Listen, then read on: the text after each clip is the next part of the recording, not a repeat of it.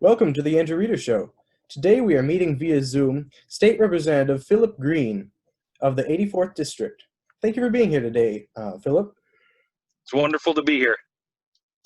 All right, so let's talk about your background. Where do you come from? Andrew, I grew up in the Thumb, which is Tuscola County is where I grew up, just a little bit north of Mayville. And I spent my whole life there. And then in 1995, I graduated from Juniata Christian School.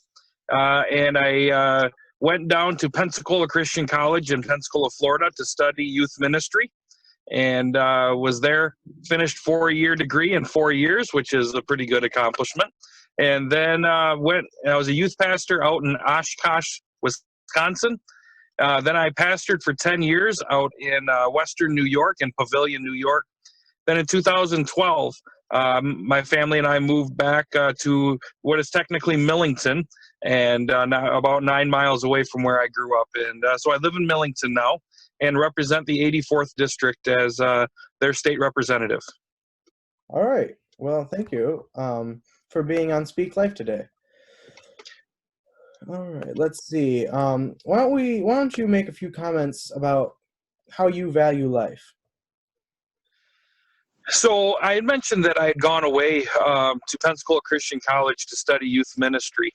And the concept was of being a youth pastor, being a youth mentor, and helping people get grounded in their own belief system.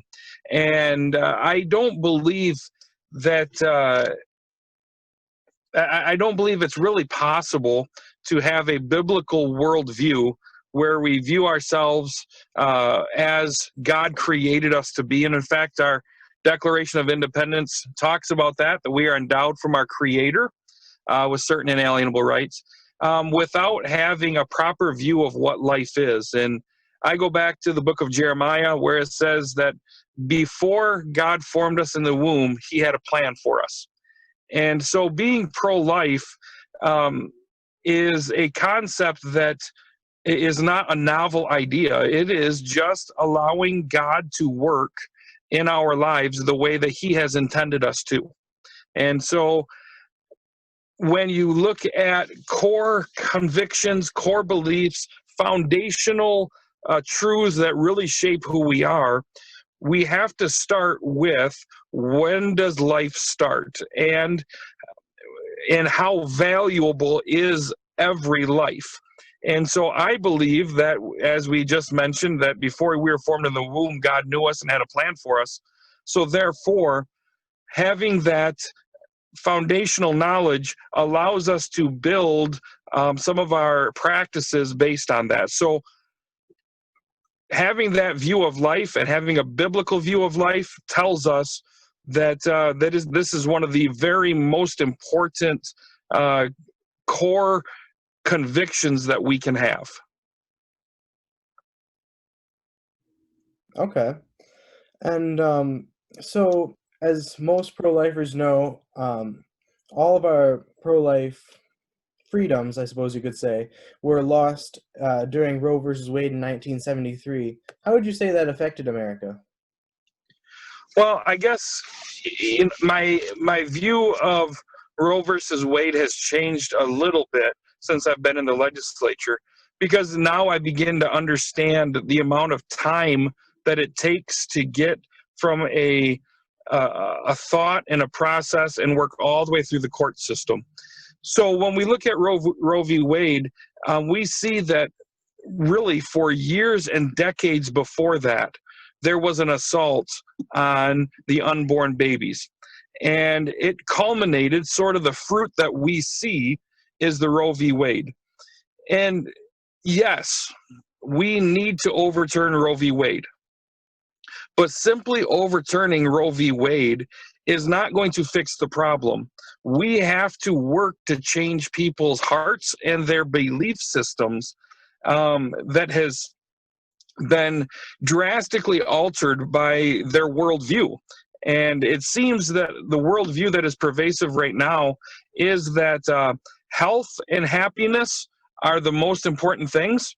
And so therefore, if it makes me happy, then I can do whatever I want. And the other concept is if I can somehow relate it to my health, then that allows me to do whatever I so choose. And so Roe v. Wade was that fruit. In order for us to have long lasting effects, number one, the law needs to be changed, Roe v. Wade. But then number two, the practice of abortion needs to be changed. Then number three, the apparatus of a belief system needs to be changed in affecting people's hearts and affecting people's foundational belief systems. Okay. So I know that pro-lifers throughout Michigan have circulated a petition to try and stop at least dismemberment abortion throughout Michigan, which is a very gruesome form of abortion that is typically used for, I believe, after 5 months. And I believe that failed, but I think that they're going to try that again. So what are your comments on that? Well, obviously, Roe v. Wade was 1972, I believe, and there was a big buildup to that, and then there has been a jostling, a posturing since then to try to reinterpret the law correctly, I believe. And so this was an opportunity that we had to chip away at a procedure that was a very gruesome and messed up procedure. The procedure of literally tearing a baby apart in the womb limb by limb and sucking them out with a suction device. And at a time where the baby could actually, their nervous system was developed so they could actually feel the pain. And so the Right to Life movement, the Right to Life organization, developed the petition plan to repeal it. So obviously there's several things. Number one is the thought process behind the partial birth or the dismemberment abortion, which I just spoke a little bit about. A very gruesome procedure needed to be outlawed. But then the next thing that comes in, as you had mentioned, is that that petition drive had failed, and which is very interesting. So what we find is the opponents of the pro-life movement, so we can call them pro-death movement, the opponents to the pro-life movement also have a lot at stake. And so when the petitions were turned in, as expected, the Secretary of State and the Board of Elections and the Board of Canvassers went through the petition with a very, very, very fine-tooth comb. And I do not believe they overstepped their bounds, okay? But they went through the petitions with a very, very fine-tooth comb and found that in their sample that there would be not enough signatures for the petition to move forward. So while I am very, very upset, while I'm very dismayed that the petition drive did not make it, I also understand that this is a high stakes,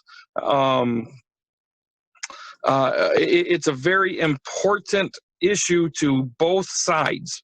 So therefore, we need on our side to be better. Through adversity, we grow. And so they went through everything with a fine-tooth comb. So now we know what the process is going to be, and we just need to be better and make sure that our signatures are 100% correct, and that we have more than the 340,700 and some odd signatures needed, so that the next time that this comes up, when they go through it with a fine-tooth comb, and then when they go through it a second time with a fine-tooth comb, and if they go through it a third time with a fine-tooth comb, that the signatures are impeccable, and that the legislature will go ahead and vote that through. Okay. All right. So partial birth abortion for a long time was against the law in Michigan. I mean, not against the law. Was legal in Michigan. Was legal in Michigan. Yeah. Now, I believe that was finally federally banned, but um, how do you um, how do you connect that to our goal to ending dismemberment abortion? Well, again, so we have this concept of federalism, which is states' rights. And so, federally, on the national level, they have said that abortion is legal in Roe v. Wade. Now, each state can regulate it differently. And so, the end of the partial birth abortion, the prayed for end of dismemberment abortion was not the restricting of abortion, it was the restricting of certain procedures inside of abortion. And by restricting these procedures, it actually made it safer for the mothers. Okay. So the statewide, the individual states have a right to regulate, but they cannot outright ban, according to Roe v. Wade. In fact, on our books, pre-Roe v. Wade, Michigan is one of just a few states that has a ban on abortion statutorily. So therefore, when Roe v. Wade is overturned on a national level, the decision for abortion will be returned to what the state's laws are, and thus, as soon as Roe v. Wade is repealed, at that point it will revert back to Michigan law, and Michigan law is that abortions are banned. All right, so a lot of people may be discouraged after the failure of the dismemberment abortion petition. So, what are some key points of why we should continue fighting for life? Well, I think, Andrew, as you pause and consider, this battle has been going on really since the beginning of time when we fight for life. So this setback that we have right now, in that the Secretary of State deemed that we didn't have enough valid signatures for the dismemberment abortion ban, it is discouraging. We have a lot of people that worked very, very diligently to get these petitions signed and done correctly. However, we have to remember that the battle is more than just this one topic. We are constantly working to chip away and to fight for life, but then as well, the battles that we face really are not just front and center. They're not just individual battles. We know from scripture that we fight not against flesh and blood, but against principalities, against powers, against rulers of wickedness in high places. And so this battle that we are embarked on is a battle of good versus evil. And just because we sort of lost this one doesn't mean that we shouldn't continue on. But I'd also remind us that our very founding documents of our country says that life, that we are endowed from our Creator with certain inalienable rights, that among them are life, liberty, the pursuit of happiness. So the Creator gives life, and that is from the very foundational documents of our country. And so we need to remember that, yes, while this is a little bit of a discouragement, but we need to remember that we are fighting on the right side, and that we need to continue, not let our strength wane, but we need to continue to move forward, because we are on the right side of history on this, and life is on the right side of history. Okay. All right. So, before we get into another topic, do you have any closing statements on the future of life? Well, it's sort of an interesting statement. You said the future of life. And but I think one of the things we need to make sure that we are focused on is that this is a long battle. It is a battle of good versus evil, and this battle was a long time coming up to get to the Supreme Court, and it'll be a long time being unraveled. But I think as well, the other thing that us pro-lifers need to be able to focus on is that once we win the battle of life, there are people that are in some very bad situations. So as pro-life people, we need to also give the assistance to those women who make the right decision. Let's make sure that we are supporting our parenthood organizations that are helping individuals with diapers, with formula.